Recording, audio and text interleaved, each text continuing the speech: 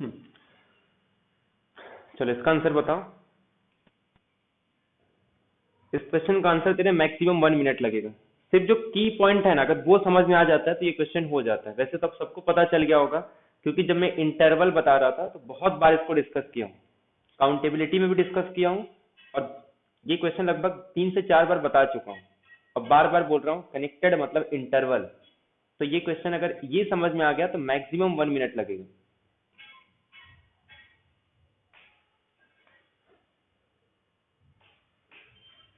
तो 4 यानी कि 1 आएगी। कैसे? पहले इसमें कीवर्ड क्या है? पहले तो कनेक्टेड बोल दिया, रियल नंबर का सबसेट। जैसे रियल नंबर के सबसेट में कनेक्टेड आता है तो हमारे माइंड में आ जाता है ये इंटरवल है। इंटरवल जैसे ही माइंड में आ गया, अपने पास टोटल 11 टाइप के इंटरवल आ जाते हैं, जिसमें 9 अनकाउंटेबल, बाकी दो, एक एम्प्टी सेट और एक सिंगलटन सेट। ये सब तुरंत माइंड में आना चाहिए। कनेक्टेड, रियल नंबर मतलब सारे इंटरवल, टोटल 11 टाइप के इंटरवल है, जिसमें 9 कैसे अन सॉरी 9 अनकाउंटेबल है, सिर्फ दो फाइनाइट है। ये क्या कह रहा है कि उस सेट में सिर्फ इरेशनल नंबर है, every element of x is irrational, मतलब उस सेट के अंदर जितने भी नंबर है वो इरेशनल नंबर है। तो पहली बात तो देखो, सारे नंबर इरेशनल है, एम्प्टी सेट में तो होता ही नहीं है। बचा क्या? सिंगलटन या ए। अब मान लेते हैं इसमें से कोई एक सेट हो गया, ठीक है। अगर इसमें से कोई भी एक सेट हो गया, उसमें कह रहा है कि उसमें सिर्फ जितने भी एलिमेंट है वो सब इरेशनल है, तो इसमें तो सारे इंटरवल है। और कोई भी नॉन ट्रिवियल इंटरवल लूप मतलब सिंगलटन और एम्प्टी को छोड़ के, बाय आर्किमेडियन प्रॉपर्टी, कितना भी छोटा इंटरवल ले लो उसमें इनफाइनाइट रैशनल और इरेशनल आते हैं। मतलब ये पॉसिबिलिटी तो वैसे ही हट गई। बचा क्या? सिंगलटन, और सिंगलटन के पास कितने एलिमेंट होते हैं? 1 एलिमेंट है। तो सिंपल सा लॉजिक था। पहला कीवर्ड कनेक्टेड, दूसरा कि उसमें सारे इरेशनल नंबर होंगे। तो जैसे ही माइंड में आता है इंटरवल, तो आर्किमेडियन प्रॉपर्टी माइंड में आना चाहिए कि किसी भी कितना भी छोटा इंटरवल ले लो उसमें हमेशा इनफाइनाइट रैशनल और इरेशनल होते हैं। क्लियर है सबको? एक बार यस कर दो, क्वेश्चन नंबर 5 क्लियर है सबको?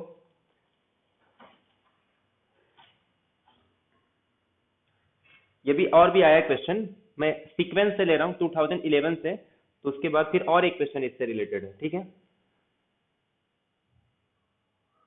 Next question, question number 6। एक सेट दिया है A N is equal to sine pi by N for the sequence A1 A2।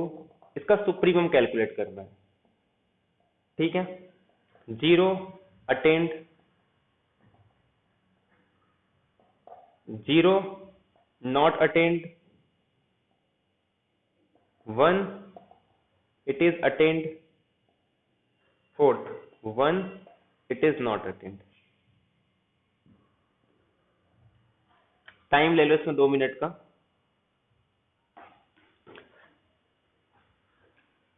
याद रखना एग्जाम में सुप्रीमम के क्वेश्चन हमेशा फंसते हैं। जनरली सीक्वेंस के क्वेश्चन एग्जाम में नहीं बनते, ये तो सिंपल क्वेश्चन है। बट अब जो सुप्रीमम के क्वेश्चन आते हैं ना, वो जनरली हमेशा फंसते हैं। हर एग्जाम में सीक्वेंस का क्वेश्चन जनरली नहीं बनता पेपर के टाइम। इसीलिए जितना भी तो डेफिनेशन क्लियर होना चाहिए, और जितने पॉसिबिलिटी है ना सुप्रीमम के क्वेश्चन सॉल्व करो, क्योंकि एक क्वेश्चन तो मिल ही जाता है, चाहे वो पार्ट सी हो या पार्ट बी हो। तो डेफिनेशन अच्छा होना चाहिए। और मैंने पहले ही कहा था कि सुप्रीमम हो सकता है, मे और मे नॉट बी बिलोंग करेगा सेट को, ठीक है।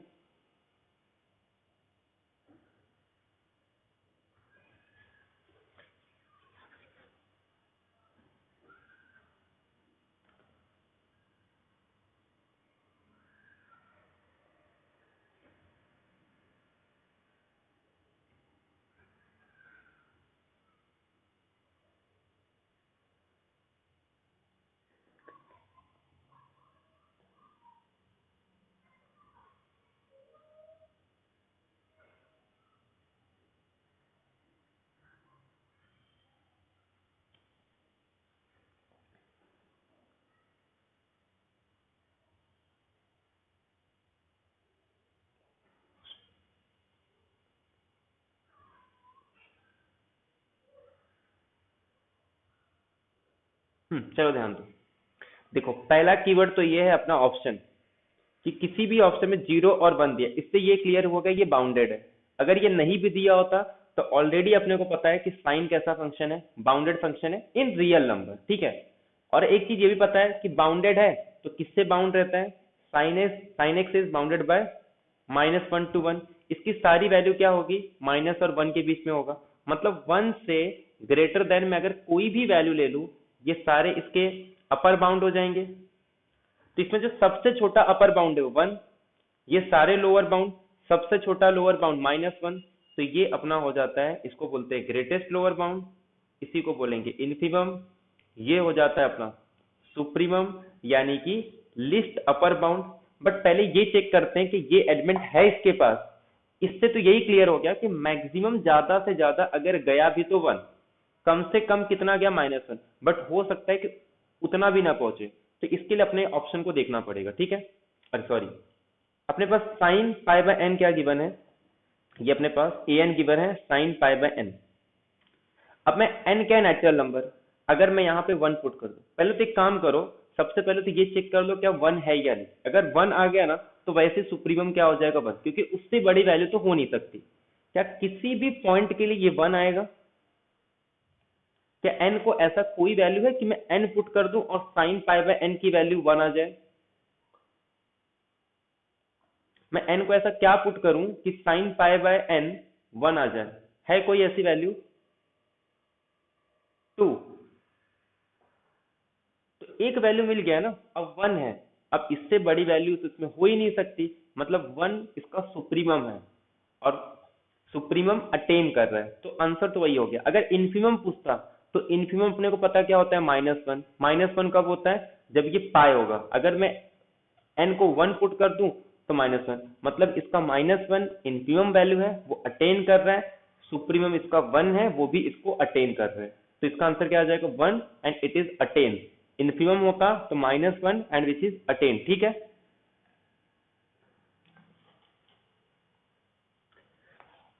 अभी आगे चल के हम लोग सीक्वेंस में देखेंगे, इसमें एक लिमिट सुपेरियर फाइंड आउट करते हैं, लिमिट इंफेरियर फाइंड आउट करते हैं। तो उस केस में हम लोग यहाँ पे 0 भी लेते हैं, तो 0 उसका लिमिट पॉइंट आएगा। जबकि देखा जाए तो 1 और -1, भले 1 इसका सुप्रीमम है, 1 इसका इन्फीमम है, बट ये उसका लिमिट पॉइंट नहीं। तो वहां पे हम लोग डिस्कस करते हैं लिमिट सुपेरियर और limit inferior.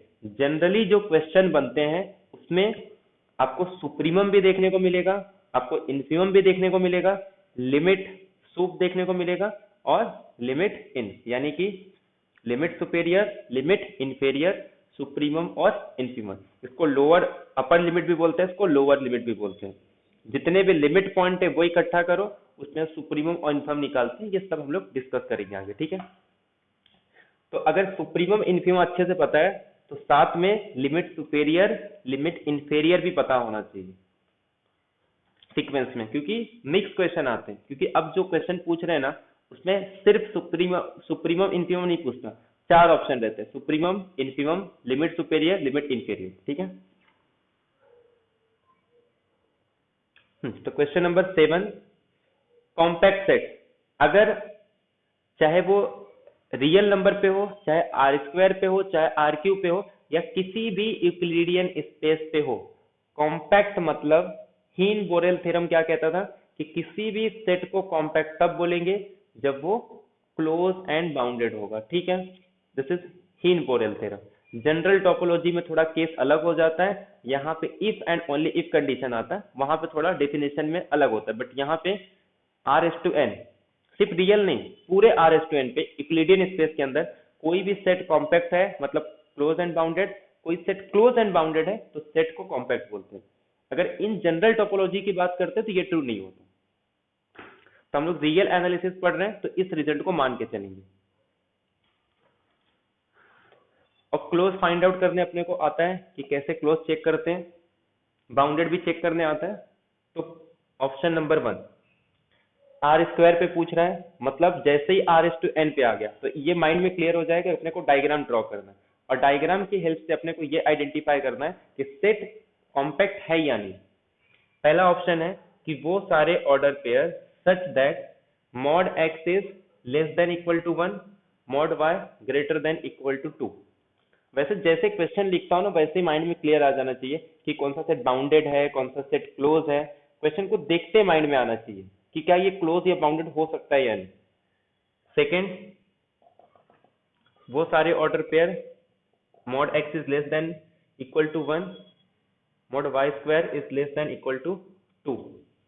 Third option, x square plus 3y square is less than equal to 5, and fourth option is x square is less than y square plus 5। which of the following is compact? which of the following is are compact?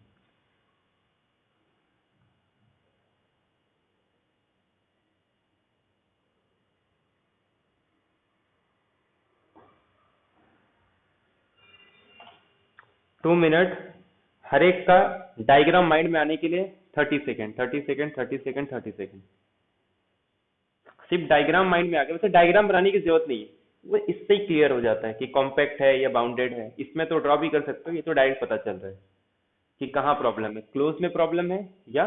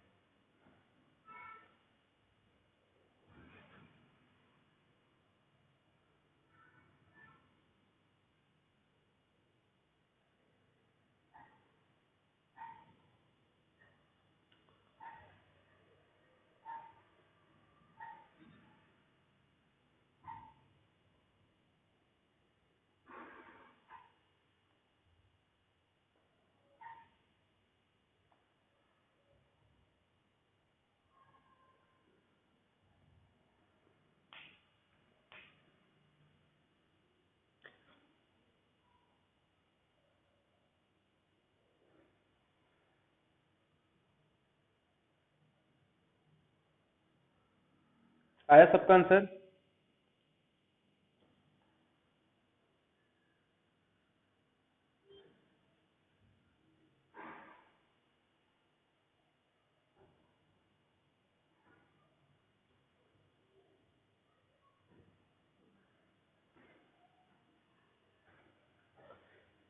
To three four और बाकी लोग का?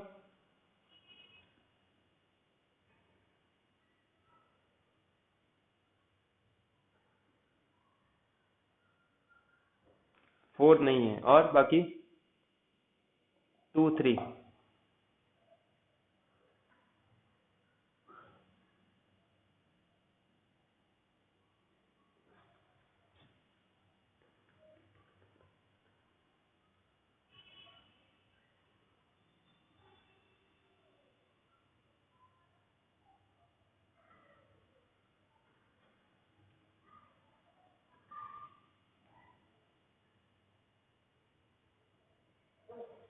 To three four. चलो ठीक है, time हो गया, देखते। अब ध्यान से सुनो, एक तो सबका इक्वेशन बनाने आना चाहिए। अगर इक्वेशन नहीं, सॉरी ग्राफ, बट इसमें ग्राफ बनाने की जरूरत नहीं। जब भी less than equal to, greater than equal to, इसका मतलब क्या है कि जो सेट का बाउंड्री पॉइंट है ना, कोई भी सेट है, ये जो सेट का बाउंड्री पॉइंट है, अगर वो सेट के अंदर बिलोंग कर रहा है, या फिर ये कह सकते हैं कि जो उसका लिमिट पॉइंट है वो भी सेट के अंदर बिलोंग कर रहा है, तो हम लोग डायरेक्टली ये कहते हैं कि सेट क्लोज है। तो इसमें क्लोज में दिक्कत नहीं, इसमें क्लोज में दिक्कत नहीं, इसमें क्लोज में दिक्कत नहीं, यहाँ पे भी दिक्कत नहीं, यहाँ पे भी दिक्कत नहीं, यहाँ पे भी दिक्कत, मतलब क्लोज में तो कहीं प्रॉब्लम नहीं। तो प्रॉब्लम कहाँ हो सकता है? बाउंडेड में। ये तो क्लियरली दिख रहा है बाउंडेड है कि x की वैल्यू -1 और 1, ये तो सीधे सीधे पता चल रहा है ना कि या तो वैल्यू 2 से ग्रेटर देन होगी, तो 2 से कितना ग्रेटर पता नहीं, या तो 2 से लेस देन होगा, 2 से कितना लेस देन पता नहीं, मतलब set unbounded which is not compact. तो ये तो रॉन्ग हो गया। ये क्लोज में तो वैसे भी दिक्कत नहीं था, दिक्कत कहाँ थी? सिर्फ उसके बाउंडेड में। तो देखो, mod x is less than equal to 1, मतलब जो x की वैल्यू है 1 और -1 के बीच में रहेगा। y स्क्वायर, क्या फर्क पड़ता है अगर y की वैल्यू की बात करूं मैं, तो स्क्वायर ओपन होके ये -√2 और √2 आ जाएगा। तो मतलब y की value greater than -√2 less than √2, तो यही वाला रीजन तो आएगा, तो बाउंडेड भी हो गया, क्लोज तो वैसे ही था, तो ये कॉम्पैक्ट है। थर्ड, ये किसका इक्वेशन है? इसको मैं डिवाइड करके किसका बना सकता हूँ? एलिप्स का इक्वेशन बना सकता हूँ इसको, ऐसे बना सकता हूँ इसको मैं एलिप्स का इक्वेशन। तो एलिप्स क्या होता है? एलिप्स हमेशा बाउंडेड होता है, तो ये एक एलिप्स और उसका इंटीरियर पार्ट भी है और उसका बाउंड्री पार्ट भी इंक्लूड कर रहा है। बाउंड्री पॉइंट अगर किसी सेट में इंक्लूड करता है तो क्लोज तो है, बट ये बाउंडेड भी है, तो therefore closed and bounded R/n by Heine Borel theorem it is compact. Last में इसको ध्यान दो, ये किसका इक्वेशन है? कोई बताएगा ये किसका इक्वेशन है? हाइपरबोला का। अगर मैं इसको इक्वल कर दूं तो ये हाइपरबोला का इक्वेशन होता है, x² - y², यहाँ पे जो भी लेना है स्क्वायर, इस टाइप का, ये टाइप की इक्वेशन जो होते हैं इसको बोलते हैं हाइपरबोला। प्लस रहेगा तो सर्कल, ऐसा रहेगा तो हाइपरबोला। ठीक है, हाइपरबोला ऐसे हो सकता है, ऐसे हो सकता है, किसी भी टाइप से हो सकता है, ये टाइप से हो सकता है, ये सब हाइपरबोला है। ठीक है, हाइपरबोला कभी भी बाउंडेड नहीं होता, और जो चीज बाउंडेड नहीं है वो कॉम्पैक्ट नहीं हो सकता, तो therefore second third option correct है, बाकी सारे ऑप्शन इसके रॉन्ग हो जाएंगे। क्लियर है सबको? ये एक बार यस कर दो पहले।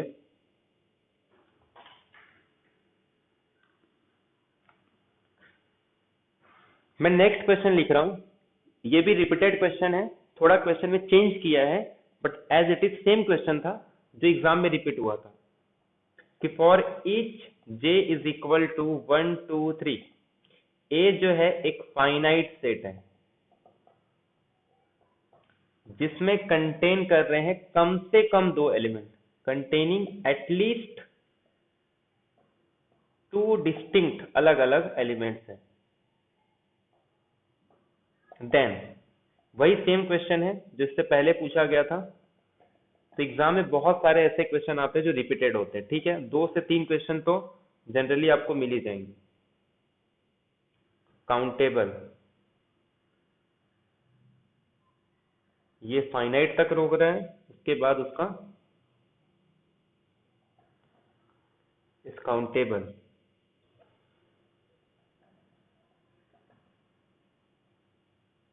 देखो आंसर तो सबको पता होगा, जल्दी जल्दी आंसर बता दो, फिर इसको करने का जो हम लोग ने मेथड देखा था कि इस टाइप के क्वेश्चन को कैसे करते हैं वो एक बार देख लेंगे। ठीक है, ताकि साथ में अपना रिवीजन भी हो जाएगा। आंसर इसका 30 सेकंड के अंदर आना चाहिए, क्योंकि ऑलरेडी रिपीटेड क्वेश्चन है, इसके पहले हम लोग कर चुके हैं। ठीक है,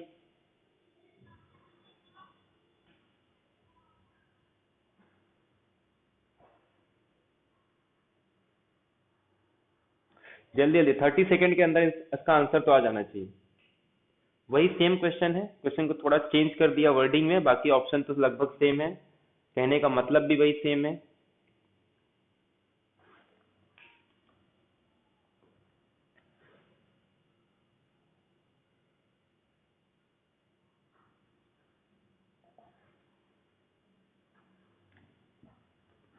जल्दी बताओ क्या होगा आंसर? 1 2, एक का आंसर है 1 2, बाकी लोग का?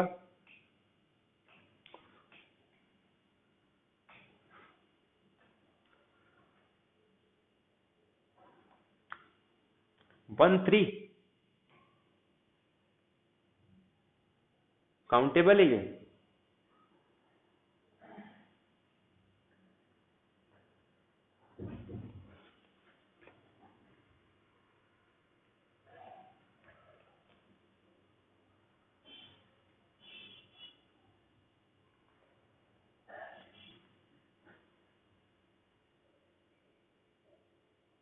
ठीक है, चलो ध्यान दो। वैसे क्वेश्चन इसका आंसर 1 एंड 3 राइट, अरे 1 एंड 2 राइट है, वही सेम क्वेश्चन है, इसमें कुछ है नहीं। कह रहा है कि एजे, मतलब ये A1 हो सकता है, A2, ऐसे सेट है मेरे पास, हर सेट के पास कितने एलिमेंट हैं?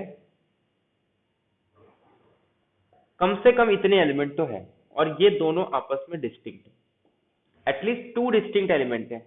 इसके बाद हो सकते हैं सब सेम हो हो सकता है कि एक भी सेम ना हो, बट कम से कम दो डिस्टिंक्ट एलिमेंट है। तो सेट के पास दो भी एलिमेंट हो सकते हैं, तीन भी एलिमेंट हो सकते हैं, बट कम से कम दो एलिमेंट होंगे, ठीक है। तो अभी मैंने कहा था कि जब हम कार्टेशियन प्रोडक्ट लेते हैं,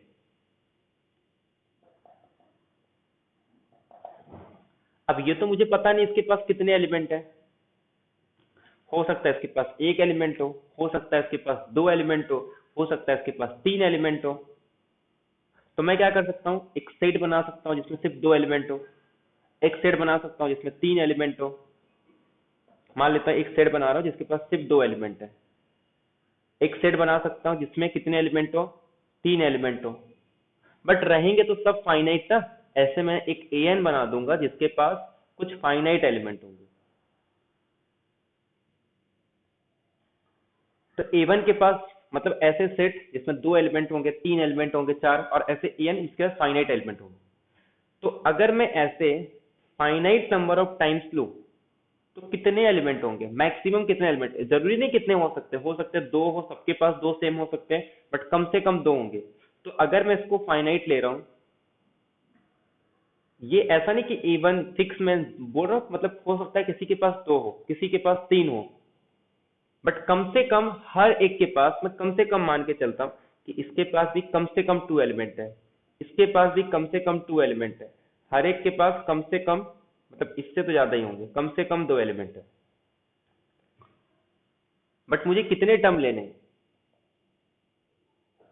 हर एक के पास दो दो टर्म्स हैं, बट किससे लेस देन होंगे, greater than two, less than N, greater than two, less than N. हर एक के पास टू, रुको रुको, greater than two, less than N, ऐसे हर एक के पास होंगे। तो ऐसे अगर फाइनाइट नंबर ऑफ है, अगर मैं इनका कार्टेशियन प्रोडक्ट लूं तो कितने हो सकते हैं, मैक्सिमम कितना हो सकता है, कम से कम टू रेस टू एन, ज्यादा से ज्यादा N raise to N. But हर केस में क्या आ रहा है, ये फाइनाइट आ रहा है। ये क्लियर है सबको? अगर सबके पास टू टू हो गए तो two raise to N, N raise to N. अगर डिफरेंट है तो two into three into four, ये टाइप के रहेंगे, बट रहेंगे कितने, फाइनाइट। तो अगर मैं ऐसे ही इसका यूनियन ले लूं तो इसके हर एक सेट अगर काउंटेबल है, कोई भी कार्टेशियन प्रोडक्ट ले लूं तो उसका यूनियन भी क्या होगा, काउंटेबल। तो ये केस में ये काउंटेबल हो जाता है, ठीक है। बाकी तो सेम वैसे ही है सब। कार्टेशियन प्रोडक्ट लेना है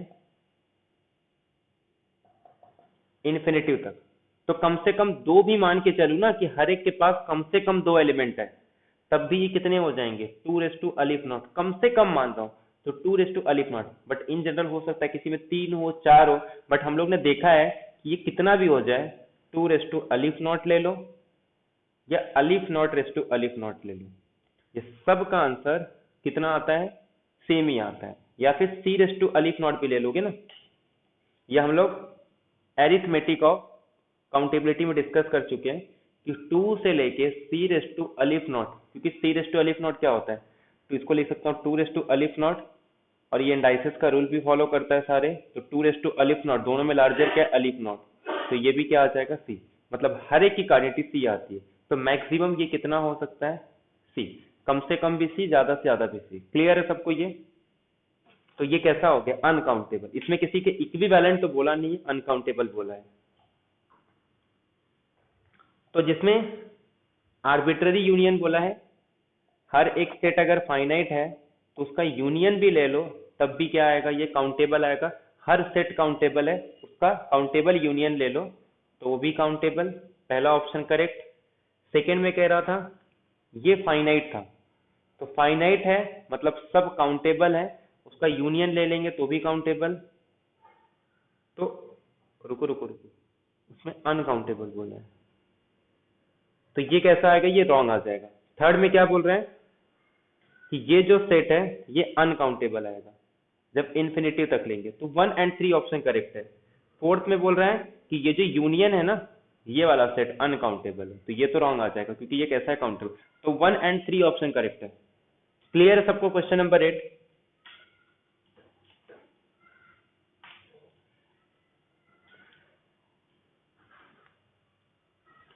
क्वेश्चन नंबर 8 क्लियर है तो एक बार यस कर दो। ये सब रिवीजन कर रहे हैं हम लोग, काउंटेबिलिटी वगैरह सब हो चुका है। क्लियर है, एक बार सब यस कर दो, फिर नेक्स्ट क्वेश्चन देखते हैं हम लोग।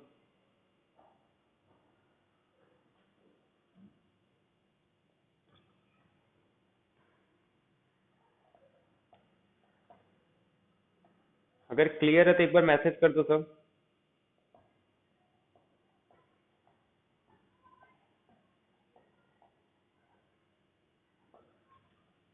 हेलो।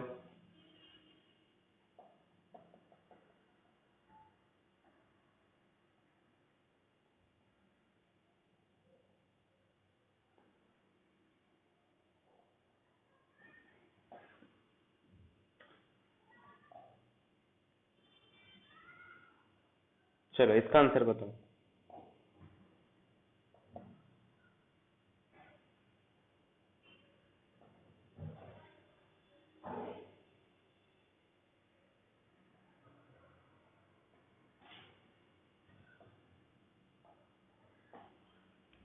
चेक करो, एक एक करके चेक करो। ये एक सिंगलटन पॉइंट है, हाँ ऑर्डर पेयर में दिया है, तो ये एक पॉइंट है। अरे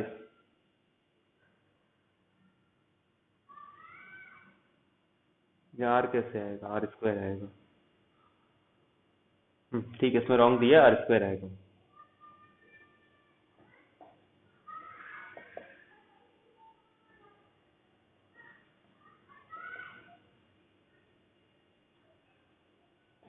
एक एक करके सबका डायग्राम बनाओ। एक का डायग्राम बनाने में पहले इसको आइडेंटिफाई करो। ये क्वेश्चन पार्ट सी का क्वेश्चन है, कम से कम 4 मिनट ले सकते हो इसको, ठीक है, उससे ज्यादा नहीं लगेगा। सिर्फ एक बार एक डायग्राम बन गया ना तो बाकी सब अपने आप बन जाते हैं, बाकी बनाने की जरूरत नहीं है फिर।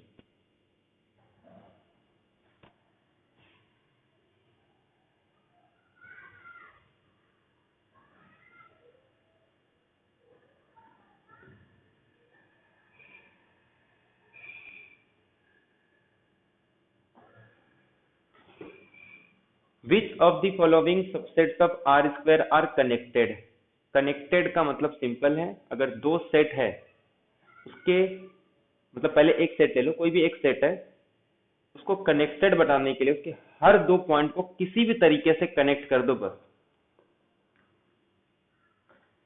इसके हर पॉइंट को मैं कनेक्ट कर सकता हूँ, किसी भी तरीके से कनेक्ट कर दो, चाहे स्ट्रेट लाइन से कर दो या finite number of straight line से कनेक्ट कर दो, मतलब ये पॉइंट है इसको ऐसे फाइनाइट नंबर ऑफ स्ट्रेट या किसी कर्व से कनेक्ट कर दो, जस्ट उसको कनेक्ट करना है बस।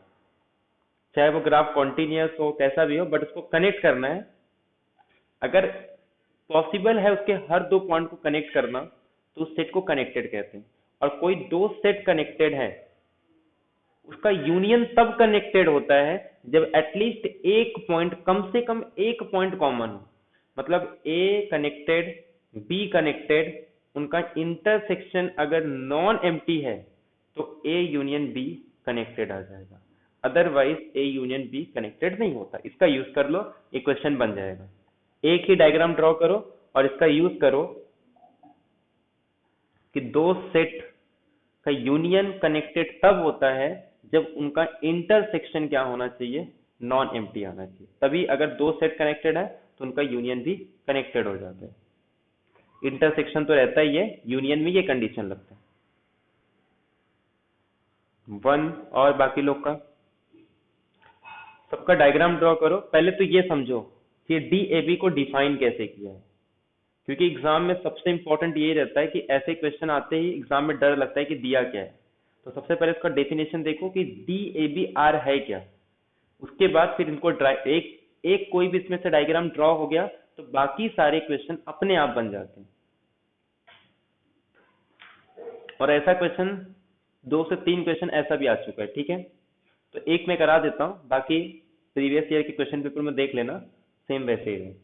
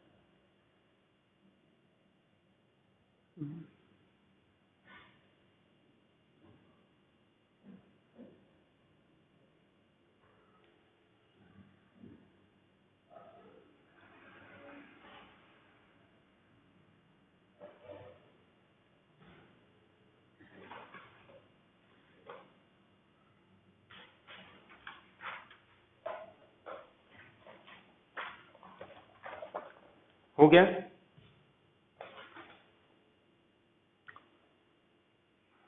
ट्राई किया सबने?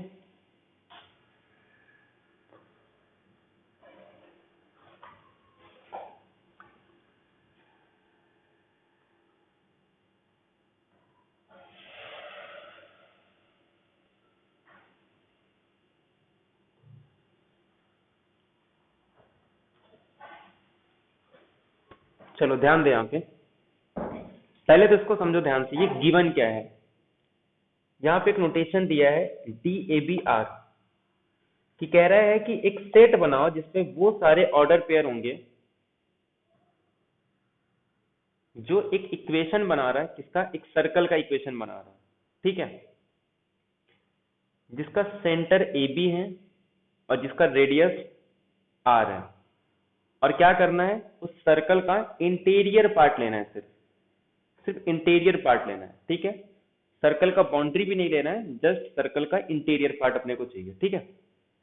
अब ध्यान दो थोड़ा, ये सर्कल के इंटीरियर पॉइंट के बारे में बात कर रहे हैं, जिसमें AB जो है उस सर्कल का सेंटर है और R उस सर्कल का रेडियस है।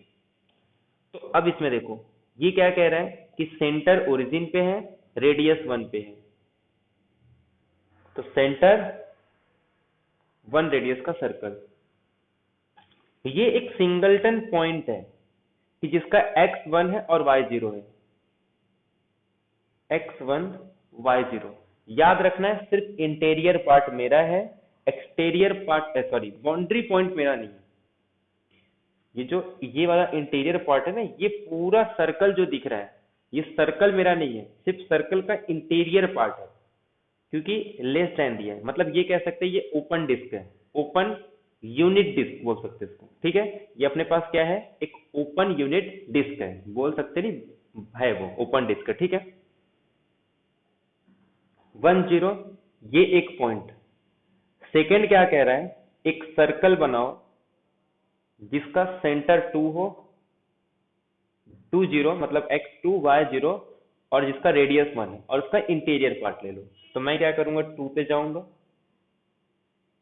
मतलब 2 0 पे, और एक यूनिट डिस्क बनाऊंगा और उसका इंटीरियर पॉइंट ले लूंगा। ये मेरे पास A सेट है, ये मेरे पास B सेट है। A एक सर्कल का इंटीरियर पार्ट है, यानी कह सकते हैं कि यूनिट डिस्क है जिसका सेंटर ओरिजिन पे है। तो ये हम लोग अभी देख के आए कि ये सेट कनेक्टेड है, क्योंकि कॉन्वेक्स है तो कनेक्टेड तो अपने आप हो जाएगा। बाकी इसके हर 2 पॉइंट को कनेक्ट कर सकते, कोई दिक्कत नहीं। बी भी एक सर्कल है, यूनिट सर्कल है जिसका सेंटर 2 0 पे है, ये भी कैसा हो गया? एक कनेक्टेड हो गया। अब ये दोनों पार्ट में बाउंड्री पार्ट तो है नहीं, इसका मतलब दोनों आपस में कॉमन पॉइंट शेयर नहीं कर रहे, बट ये जो पॉइंट था ना, एक बीच में बॉन्डिंग बना दिया, यानी कि अब दोनों कनेक्ट कर सकते हैं। यहाँ का पॉइंट इसके थ्रू जा सकता है, यहाँ के पॉइंट को यहाँ जाना है, तो ये एक बोल सकते हैं, इसको एक रास्ता मिल गया, या एक कॉमन पॉइंट मिल गया जिसके जरिए ये सेट में जाएगा, ये यहाँ से यहाँ जाएगा, मतलब इसके हर 2 पॉइंट को अब कनेक्ट किया जा सकता है। तो ये जो सेट है ये कनेक्टेड है। तो जिसने भी फर्स्ट ऑप्शन दिया था ये करेक्ट हो गया। सेकेंड में सेम यही है, बट ये जो जो कनेक्ट कर रहा था ना, जो लिंक बना रहा था, उसको हटा दिया। देखो ए और बी आपस में कनेक्टेड थे, अब दोनों को एक दूसरे के साथ कनेक्ट करना था, बट दोनों में कोई भी कॉमन पॉइंट नहीं था। जैसे बोलते ना, एक कोई नदी है, यहाँ से 2 चीजें जा रही है, ठीक है, मतलब ये एक गांव है, ये एक गांव है, बीच में नदी आ गई। अब ये दोनों, ये भी कनेक्टेड है, ये भी कनेक्टेड है, यहाँ सब कहीं भी घूम सकते हैं, यहाँ के लोग भी कहीं भी घूम सकते हैं, इनको ये पार आना था, ठीक है। अब वहां पे क्या कर दिया, एक कुछ बॉन्ड बना दिया जो इनको कनेक्ट कर रहा था। अब क्या कर दिया, उसको फिर से हटा दिए। तो जो कनेक्ट कर रहा था उसको मैं हटा दूंगा, तो अब यहाँ का पर्सन यहाँ नहीं जा सकता, यहाँ का पर्सन यहाँ नहीं जा सकता। लेकिन अगर मैं एक ब्रिज बना दूं जो उसको कनेक्ट कर दे, या फिर यहाँ पे कुछ रख दूं ऐसे जिससे कि वो इस पार से उस पार जा सकते हैं, तो फिर इनकी ये पूरा का पूरा डोमेन अब कनेक्ट हो गया एक दूसरे से। तो वही चीज यहाँ पे कर रहे हैं हम लोग, कि जो इनको कनेक्ट कर रहा था, जिसके जरिए ये कनेक्ट हो रहे थे, उसको रिमूव कर दिए, तो ये सेट तो कनेक्टेड हो नहीं सकता। क्लियर है सबको? ये फर्स्ट सेकेंड ऑप्शन। ऐसे ही थर्ड फोर्थ चेक कर सकते हैं।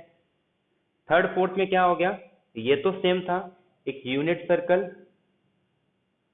दूसरा इस पॉइंट को रखा है, तीसरा x0 y2, x0 y2, unit circle, ये एक सेट, ये बी सेट, ये एक अलग से पॉइंट कर दिया, ठीक है। अब हुआ क्या, जैसे जैसे मान लो ये एक सेट है, ये एक सेट है, इसको कुछ कनेक्ट कर रहा था, ठीक है। एक ब्रिज यहाँ पे बना दिया, कनेक्ट इन दोनों का करना था, ब्रिज यहाँ पे कहीं बनाने से ये दोनों आपस में कनेक्ट नहीं होंगे, इनको कनेक्ट करना तो ब्रिज यहाँ पे बनाना था। वही चीज यहाँ पे हो गया कि ये जो पॉइंट थी जो कनेक्ट करने वाला, इसको यहाँ रखना चाहिए था, यानी कि 0 1 रखना चाहिए था, बट 1 0 है। तो इस, अब ये दोनों आपस में कनेक्ट नहीं है, बीच में एक, कहते हैं ना दोनों में कोई भी, क्योंकि ये भी लेस देन है, ये भी लेस देन है, तो ये कभी इस पॉइंट को अप्रोच तो करेगा बट इसके इक्वल नहीं होगा, मतलब ये दोनों आपस में कनेक्ट नहीं हो सकते, तो देयरफॉर ये कनेक्टेड नहीं है। इसमें तो भाई पॉइंट ही नहीं, ये भी नहीं है, इसको भी हटा दो, इसको रिमूव करो या रखो, इससे कुछ फायदा नहीं, तो ये भी कनेक्टेड नहीं। ये क्लियर सबको? अगर क्लियर है तो एक बार यस कर दो पहले। ये क्वेश्चन क्लियर है सबको? डीएबी को डिफाइन कैसे किया गया है और इस क्वेश्चन को कैसे करना है, क्लियर है सबको? एक बार यस कर दो पहले। सबको समझ में आया ये? तो सिर्फ ओनली वन ऑप्शन करेक्ट है इसका, बाकी second third fourth option incorrect था। अब यहाँ पे सिर्फ कंफ्यूजन इसमें यही था एग्जाम में कि ये जो 1 0 है यहाँ पे रखने से वो कनेक्ट हो रहा था, लेकिन जब इन दोनों को इसको चेंज कर दिया तो ये 1 0 को हटा के यहाँ रखना चाहिए था, बट वो यहीं पे रख रहा है, इसलिए ये कनेक्टेड नहीं होगा। तो यही क्वेश्चन था, इसे थोड़ा क्वेश्चन को ध्यान से देखा करो, नहीं तो इसके वजह से वो इनकरेक्ट होने के चांसेस थे। बाकी क्लियर है सबको? एक बार सब यस कर दो पहले।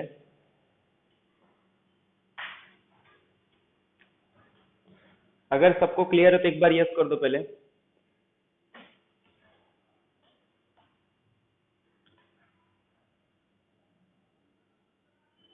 हेलो।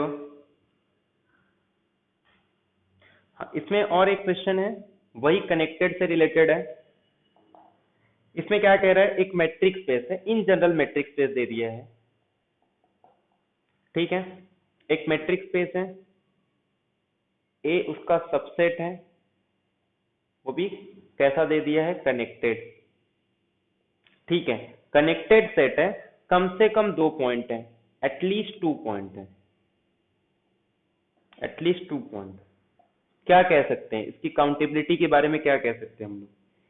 ए की कार्डिनलिटी, ए के पास नंबर ऑफ एलिमेंट 2 होंगे, या फिर इसके पास number of element greater than 2 होंगे लेकिन फाइनाइट होंगे। वैसे अब इसमें कुछ बताने की जरूरत नहीं है, ये समझ में आ जाना चाहिए इसका क्या आएगा ये।